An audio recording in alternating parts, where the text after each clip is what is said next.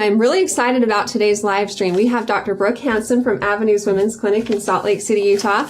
And one of the most commonly asked questions that I get on Facebook is, what medication can I take for whatever during pregnancy, medication safety? And because I'm a registered nurse, I can't legally answer those questions, but we have a doctor in the house today who can help us and give us some general information about medication safety. So thanks so much for being with us today, Dr. Hansen. Yeah, thanks for having me. Tell us a little bit about yourself. How long have you been practicing here? What's your history? Definitely. So I'm originally from Salt Lake City, and I did my medical school training at the University of Illinois, and fortunately was able to return for OBGYN residency training at the University of Utah, and so I have been here ever since then at the Avenues for 3 years now. Cool. Which is just crazy. I feel really lucky to be part of this clinic. It's a really great group of women and nurses. I'm sure all your patients feel really lucky to come to you too. I've met a few in the holler, just like, this is the best place ever. So if you're looking for a doctor, you guys know where to come.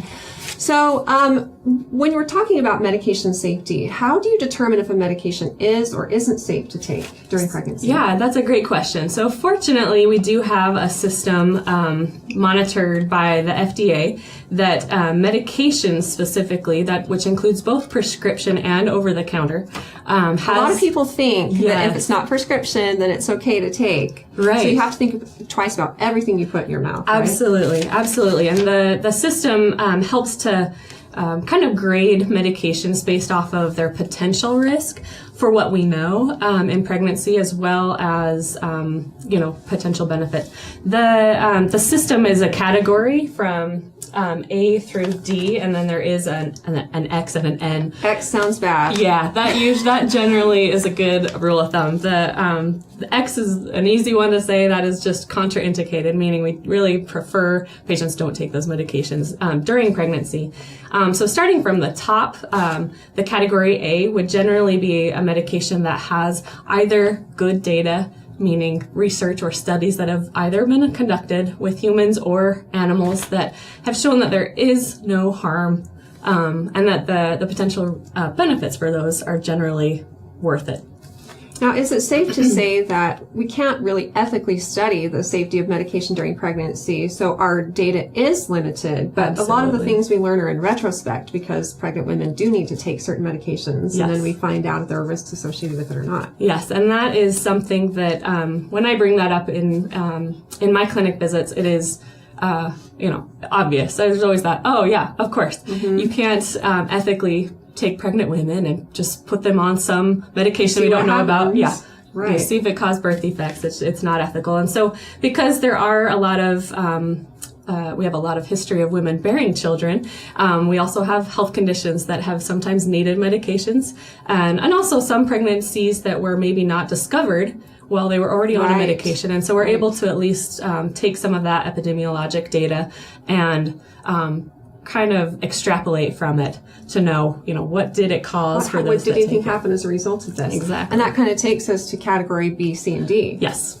So category B is still generally thought of as being overall safe, meaning the risks are going to probably outweigh the potential.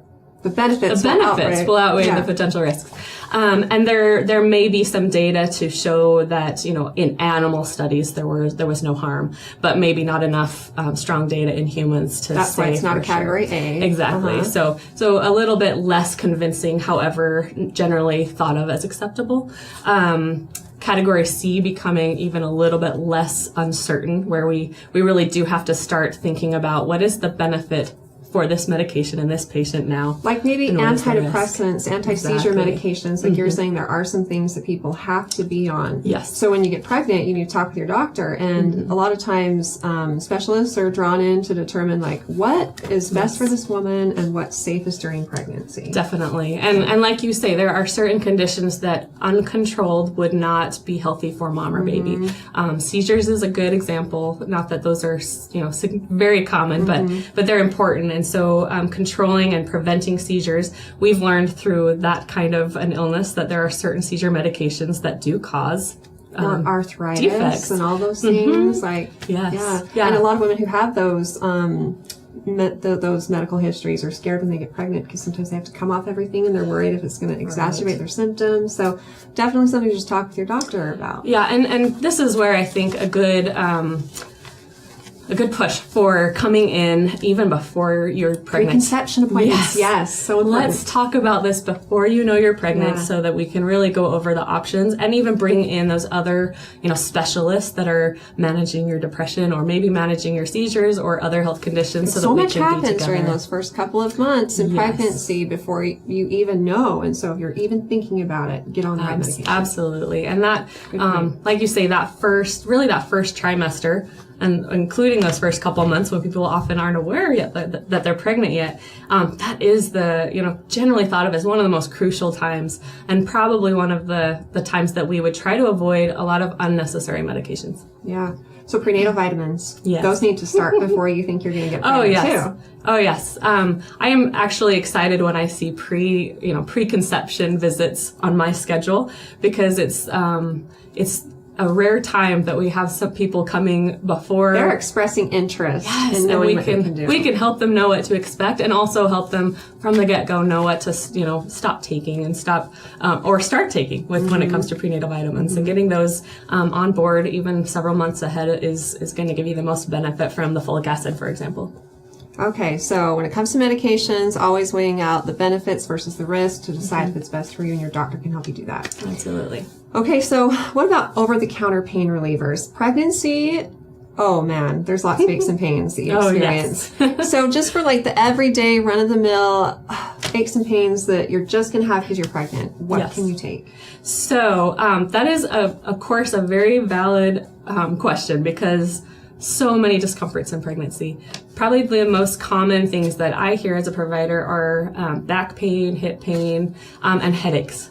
Of course, not fun and don't make life, quality of life during those times is great. And so we don't want pregnancy to be miserable. There are some, I guess we think of as conservative approaches, which are going to be, what are other things that can avoid medication? Before you take medication, what can you do? Exactly. And I have a lot of people interested in, prenatal or perinatal massage. Is that dangerous during pregnancy? It is not. I think that it does need to be with, a trained professional that knows how to position pregnant women in comfortable but also safe. So the massage itself isn't going to induce labor. You just need to be in the right position. Is that the biggest deal? That is my opinion of it. It is massaging muscles that are tender or tight and not laying you in flat or unhealthy positions, depending where you are, of course, along in the pregnancy. So that can be very beneficial to some. I think basic things, even to the extent of chiropractic care, stretching. I think a general exercise and stretching routine can often help alleviate a lot when these common pain symptoms. Oh, it hurts so bad, I don't want to move, but that can help. Yes, moving is generally a good thing. But when those conservative approaches don't quite fit the bill or they don't quite do the job, it is generally acceptable to use Tylenol, so as an over-the-counter pain reliever.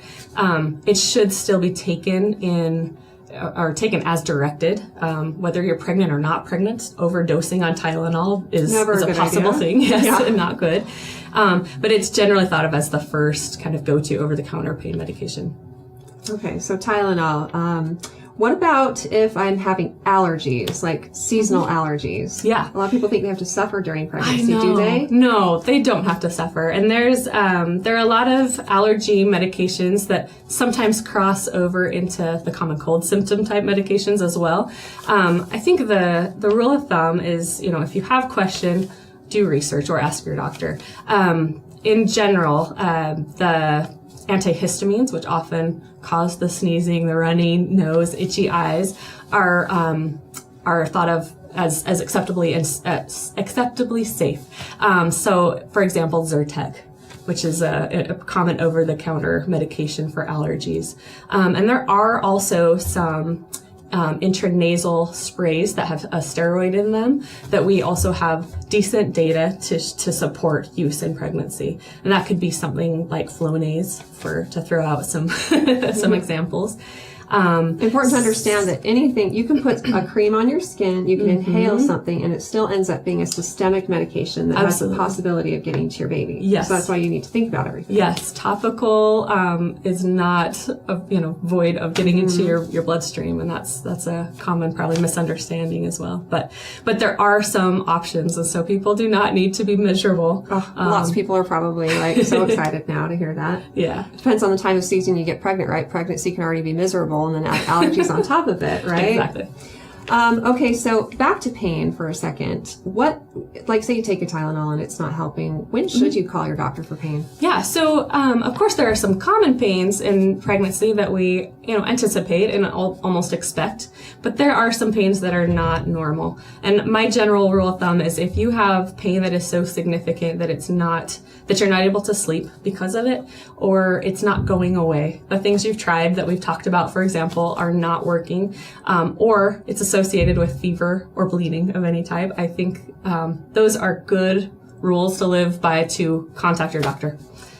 And like headaches can be associated with preeclampsia. So when are you concerned about that? Yeah, so preeclampsia is another thing we could probably talk about for an hour, but it has, along with it has high blood pressure and protein in the urine. It is something that typically does not start until you're at least 20 weeks along. So a headache, which can go with high blood pressures and preeclampsia, before 20 weeks is not likely preeclampsia. They're pretty common in the first trimester, especially, right? Yeah, I do feel like I see a lot of women in that first and early second trimester that headaches become an issue. And then it does seem to become less so for each individual as they get further along. After 20 weeks, however, if you're having a headache that's not improving with, rest, hydration, maybe some Tylenol. Stress relief. Maybe a little caffeine. Some people have migraines that will respond to caffeine. It is important that we know your blood pressure. And so calling your doctor, helping to arrange for a blood pressure check is important in those, late second to third trimester times. So persistent headache, not going to the Tylenol and the usuals. Call your doctor, get your blood pressure checked. If it's normal, we can find other ways to deal with it. Okay, so along the lines of caffeine, can I have a Diet Coke during pregnancy? Oh, yeah. Or Diet Dr. Pepper, or whatever your choice of caffeinated beverage might be. Definitely. So there is, similar to a lot of things we're talking about, there's a lot of different opinions on how much caffeine is safe. There was a lot of early suggestions that caffeine was associated with miscarriage, preterm labor, and growth restriction. And so for a long, that still traditionally holds where people are afraid to have any type of caffeine or any amount. But there have been some studies, although not large, that have looked at the amount, and there does seem to be probably a safe threshold. And so rule of thumb there, I often will say you can have, the equivalent and not more than about a cup of coffee per day.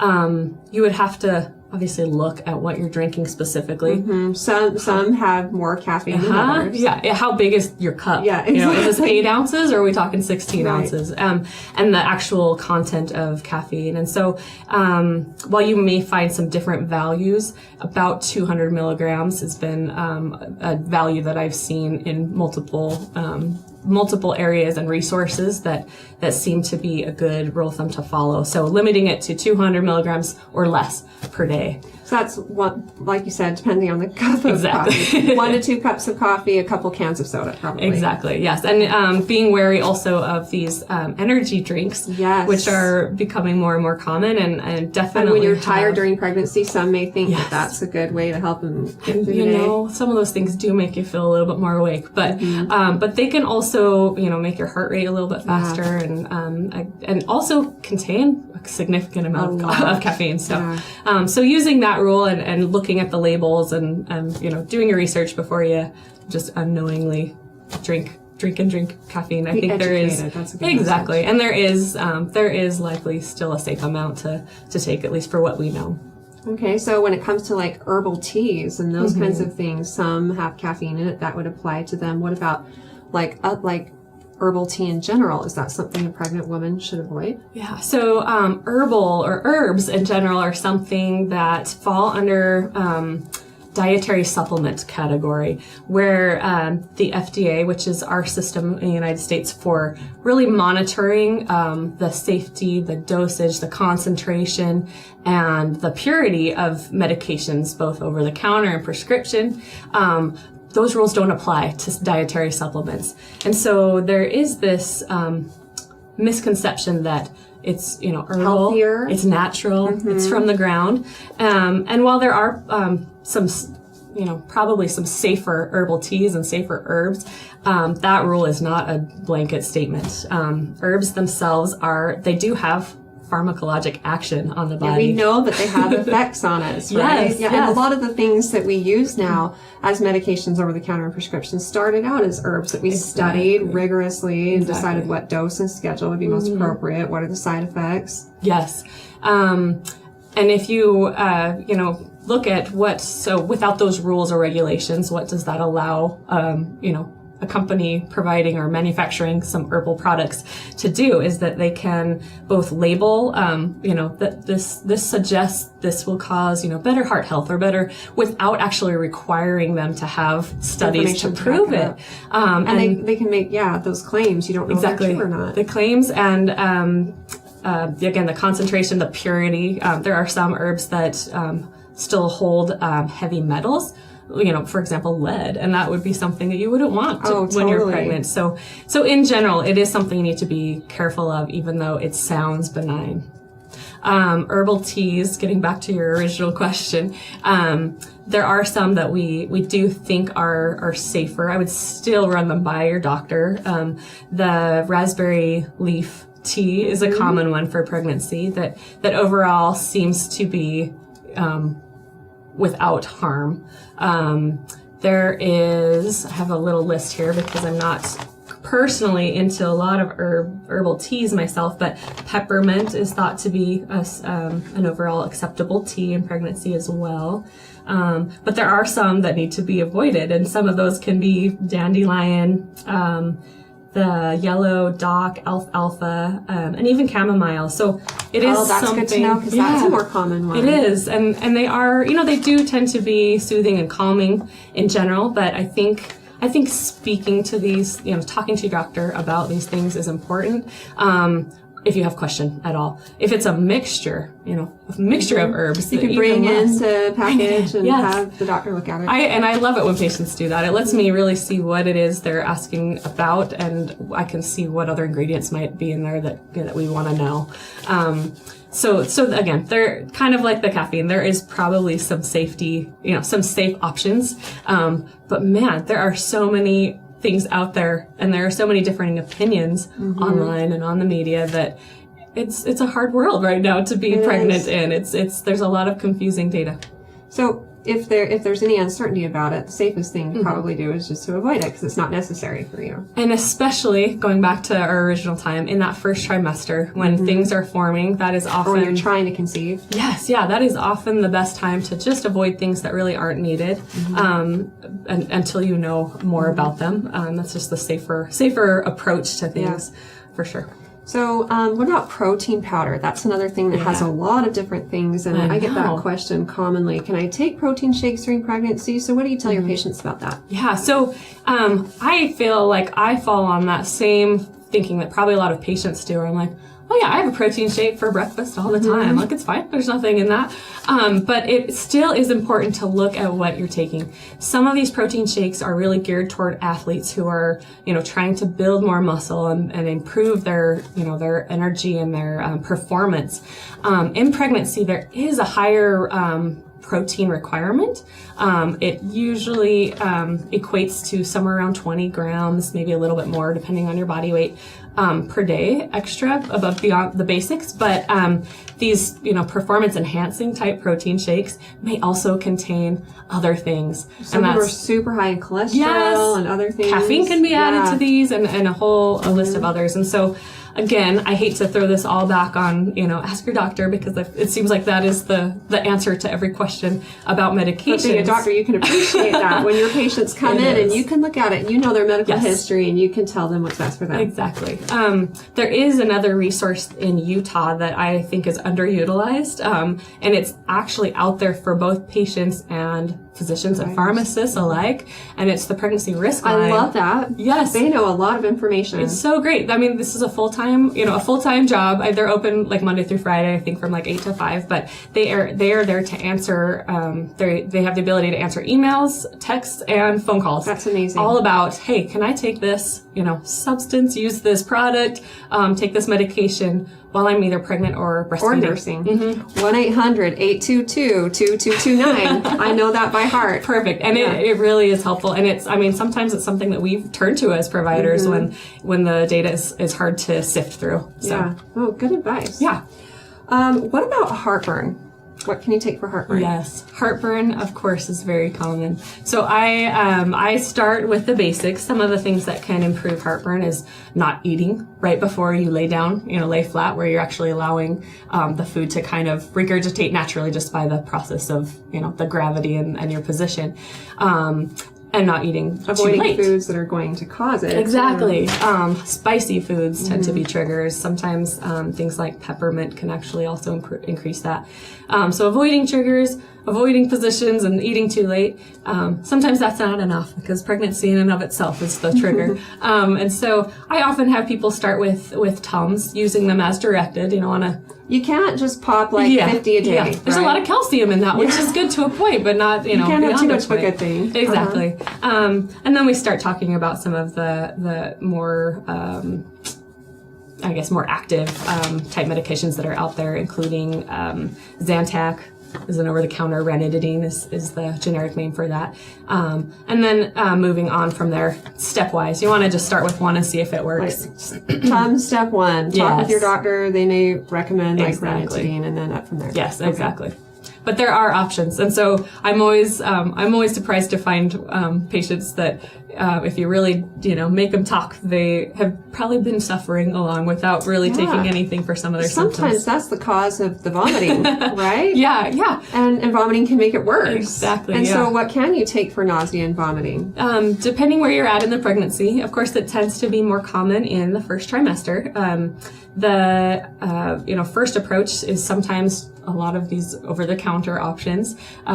We will use, or even have people consider using something like that has ginger in it. Yeah. And so that is, definitely do not need to suffer and remain quiet about nausea and vomiting. Yeah. And you think everyone experiences it, so why would I go and complain about that? But there's a point when it's normal, but then it's not normal. Right, or it's just, it's beyond You're what not it needs to keeping be. food or fluids down. Exactly. We need you You're to not gaining still... weight. Yes, You're nutrition. losing weight. Exactly. Nutrition is important. And so continuing to at least have open conversations with your doctor so you at least know what your options are, whether you want to take them or not is always going to be a patient's choice. But there are definitely options for a lot of these common symptoms.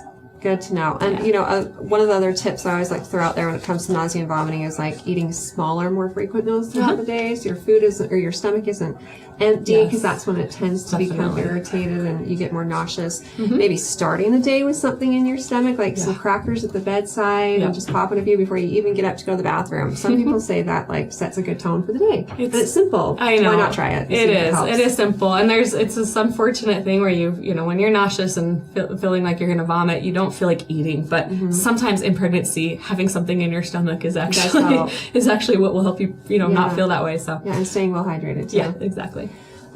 So what about essential oils? Yeah, essential oils is, I feel like it goes through trends, not in a bad way. It's just a little more popular at times, and maybe more so right now than even before. I have found some data to support that the use of lavender during labor helped women find that there was significant, their perception of the pain was notable. Yeah. But there again is a lot of unknowns about essential oils, kind of like herbal products. And so the recommendations really are to be aware that they are very concentrated, these oils. Are they safe by use topically or orally or inhaling, using a diffuser, that kind of thing. Some hospitals also do have some rules for or against use of essential oils, and so it's important to at least be aware of what those are before you go in for labor. Yeah, and also we know there are a few that can affect a pregnant woman, but then you have to remember that you're bringing a newborn into this room too. And so sometimes those can cause respiratory distress for infants. So you should keep that in mind in the hospital and when you go home. Exactly. So it's good to talk with your pediatrician if you're wanting to use them after as well. Definitely. And pediatricians are another, absolutely wonderful resource for the safety of the baby, of course, once the baby is delivered. The primrose oil is another one that we were discussing earlier that has a lot of differing opinions about. That is not recommended overall. So the point is, so people out there know, it helps to, some people think it helps to like prep the body for labor. Some even believe it puts you into labor, right? Yes. There has been some information specifically regarding primrose oil that also has shown some complications during labor. And so it is not something that I generally recommend. There may be some differing opinions, but it's not a well-studied product for induction of labor.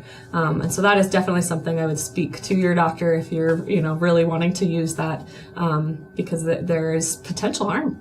Yeah, definitely. And especially, I've talked to some people who have been instructed by a midwife or something to start taking it like around 30 or 32 weeks to prep their body. And heaven forbid, if it actually worked, you're way too far away from your due date. Exactly. Yeah. There are, I know my mom will still tell me that castor oil just sent her right into labor. Yes, let's talk about that. Castor oil, similarly, it may cause uterine contractions or uterine tightening or tone. Similar, I think, to what primrose oil is kind of being used for. But man, they also have side effects. And I have had people call in having taken them just because they just really wanted to have that baby. And you get desperate, you're like, that looks disgusting, but sure, my neighbor said it would help, right? If it'll work, whatever works. No, but and then the side effects often being some very significant gastrointestinal issues that are massive diarrhea. It's almost a little bit too good at causing, rumblings down there. Yeah. And then it can also cause like abruptions and bleeding problems because your uterus is contracting too much. Yep. So stay away from castor oil. Everyone heard it today. Exactly. Yeah. Don't listen to mom. Yeah. We've come a long way, right? Since we were born. We have. Okay, so we're going into cold and flu season, and colds can be more significant for pregnant women. Yes. So when should someone call their doctor, and what can they generally take for it? Great question. First of all, I'm going to put a plug in for everyone to get their flu shot. Flu shot. It's flu shot season. It is recommended for all pregnant women. No matter how far along you are. Exactly. Yeah. And I will just sort of address that there was some recent data that, I forget if it was a news report that suggested that it was causing, I think, miscarriages in the first trimester, or that the flu shot was associated with that somehow. But that has been looked at closely by a lot of our maternal fetal medicine, or a lot of our societies that deal with some of those issues and the research, and it just is not. It's not being held up. And so it is still recommended no matter what trimester you are to get your flu shot. What to do when you get sick. The time to call the doctor for sure is if you have high fever, or if your symptoms are lasting. What qualifies as a high fever? Yeah. So in general, fever is defined as a temperature of 100.3 or higher Fahrenheit. That is, something that I think if you were my patient, I would say, any fever, call us and let us know, because we may want to see you, or we may want you to be seen at least somewhere, even if it's your primary doctor that may see you for a lot of those other ailments when you're not pregnant. I think high fever, as well as just symptoms that are lasting longer than the typical cold, which is often caused by a virus, and like 10 to 14 days is absolutely normal, right? So if it's longer than that, we're getting worse. Exactly. Or getting worse. Or if you're having difficulty breathing. These are things that obviously you should not be sitting at home wondering what to do about. Yeah. Okay. So, when it comes to flu, if someone actually is diagnosed with the flu, is there something that they need to be treated with when they're pregnant? Is that different than when you're not? There are acceptable treatments for the flu if it is suspected or even diagnosed early on, that can help decrease the duration of the symptoms. It's something that is, I believe, also used in non-pregnant patients as well. But even more important in pregnant patients that get the flu, because there is this potential to get more significantly really ill. sick. Your immune system, you would think, would be better during pregnancy, but it's weaker. Yeah. I kind of think of it as you have sort of a foreign body inside of you. And so if your immune system is too active, it may respond to just your developing baby. And so it almost is a state of decreased immunity. Yeah. People with autoimmune diseases will often find improvement in their symptoms when they're pregnant. So it kind of makes sense to me, but it does, need to be something people are aware of, that sometimes those, common illnesses can actually lead to more significant illness. So it is important to pay attention to your symptoms and notify your doctor if something doesn't feel right. Yeah, good advice. So for the fever, for body aches and all that, what over-the-counter medication would you recommend? Yeah, so again, Tylenol. We can go back to that for body aches and for fever. There are definitely some specific symptom-directed medications over the counter that we generally are consider safe. The Mucinex is an example of one that I often encourage people to use. There is some concern over products that have pseudoephedrine, especially used in the first trimester. And so that would be like Sudafed. So for like nasal congestion, I would, speak to your doctor specifically where you are in the pregnancy to know exactly what is safe. But there are some nasal sprays that are thought to be safe. Nasal decongestants are things that can be used for short durations in a pregnancy. And, throat lozenges are often thought to be pretty benign. So there are some options. I think it's important to be wary again of those combo type medications. You get this, for runny nose, sore throat, and cough, and so they put multiple active ingredients into one for convenience. They have Tylenol or acetaminophen in them, so you shouldn't be taking Tylenol on top of. Yep. So you really need to be a curious person. You need to look at those labels and the ingredients, and you need to again, ask the doctor if there is a question about it or you don't even know what that ingredient is, because there are some that we do want you to avoid, but there are often a lot of options as well. What about Motrin?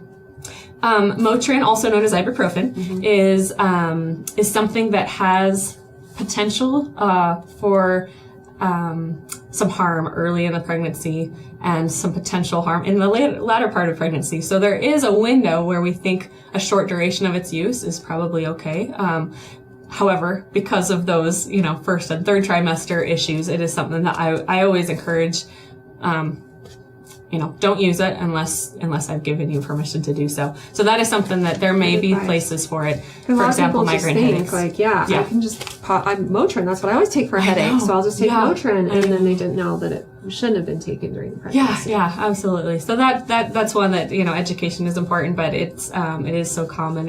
Any questions are always important to talk with your doctor. But general rule of thumb: Tylenol over Motrin. Good advice. So while we've been talking, we've gotten a question. Let's see who it is and what. Charlotte says, is there danger to taking really warm, hot showers? That's a great question. That is a great question. Because we always say, take a warm bath. And they're like, well, you told me not to get in the hot tub, so. Yeah, where do you draw the line? Hot tub, of course, is something we want you to avoid. So those high temperatures. And why, yeah. Can, especially early in a pregnancy, can actually have some direct effect on the development of the fetus to be normal. So that's mom's body overheating as a result of. Yeah, you think about this growing, embryo to fetus. It doesn't quite have the ability to maintain its own temperature at, especially early on in the pregnancy. So in general, that's a good rule to follow: is hot tubs are too hot. Warm baths, however. So we're talking, a little warmer than room temperature. Obviously, it's not going to be very soothing if it's cold. Right. And showers are generally okay. I think the other thing to be aware of, just to throw this out there, I have a lot of people who have had that, you go from one temperature to another, and pregnancy, maybe you're already dehydrated or you stood up really quickly and got it out of the bathtub or whatever. Those extremes can often cause a reaction in your body to feel very faint. And so just awareness of that and not too extreme, because of that that temperature change can affect your body in a little bit more severe way when you're pregnant. Yeah, true. So if you're sitting in the bath and you're comfy but not feeling like you have to jump out and cool off, then you're probably good. Yeah, exactly. And I know I I don't personally have a thermometer for my bathtub, so I don't know what people do. What exact? But yeah, the exact degree temperature. you're supposed to stay within. But definitely something that you could sit in comfortably for a long time without, feeling faint, lightheaded, or that your skin was like burning. If you're having to slowly get in because it's that hot, that's probably too hot. So to sum everything up, do you have any more specific advice that you'd like to give everyone out there about medication safety? Well, yes. So I think I would say the take-home message with this topic would be that there are definitely some options. You do not have to suffer every little ailment in pregnancy. However, a good rule of thumb is to avoid unnecessary medications in that first trimester. If you have questions and you aren't sure what you can take for them, reach out to your doctor or that pregnancy risk line. And then to use caution with herbal and dietary supplements. Don't assume they're safe just because they're herbal. Exactly. Mm-hmm. Okay, great advice. Thank you so much for being with us today. Thanks for having me. We've learned so much. I hope this has been helpful for you guys too. And you can catch us again in a couple of weeks for another live stream. I hope you guys have a good day. Thanks.